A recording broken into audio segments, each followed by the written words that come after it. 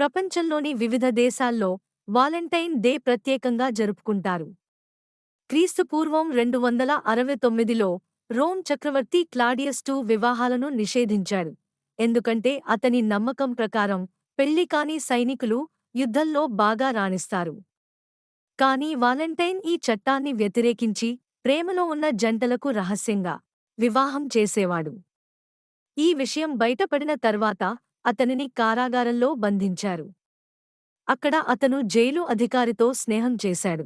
అతని కూతురికి కళ్ళు లేవని తెలుసుకున్నాడు. కొన్ని కథల ప్రకారం వాలెంటైన్ ఆమెకు చూపు తెప్పించాడని చెప్తారు. మరణశిక్ష విధించబడే ముందు రోజు అతను ఆమెకు చివరగా ఫ్రమ్ యువర్ వాలెంటైన్ అనే సంతకంతో ఒక లెటర్ రాశాడు. 14వ శతాబ్దంలో ప్రసిద్ధ కవి జెఫ్రీ చాసర్ ద్వారా ఈ వాలెంటైన్ కథ ప్రపంచానికి తెలిసింది. వాలెంటైన్ని ఉరి తీసిన ఫిబ్రవరి 14వ తేదీని ప్రేమ పండుగగా అతని రైటింగ్లో పేర్కొన్నాడు.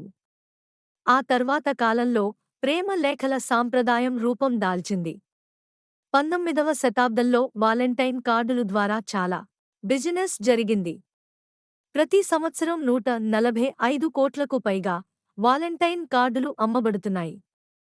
ఫిబ్రవరి 7న రోజ్ డేతో మొదలయ్యి 8న ప్రపోజ్ డే, 9న చాక్లెట్ డే, 10న టెడీ డే, 11న ప్రామిస్ డే, 12న హగ్ డే, 13న కిస్ డే, ఫైనల్గా 14న వాలెంటైన్ డేతో పూర్తయ్యే వాలెంటైన్ వీక్ జరుపుకునే విషయానికి వస్తే, ఇది కొంతమంది వ్యాపారవేత్తలు తమ బిజినెస్లు పెంచుకునేందుకు చేసిన ప్రచారం మాత్రమే అనేవారూ ఉన్నారు. వీడియో నచ్చితే like, share and subscribe DYK This.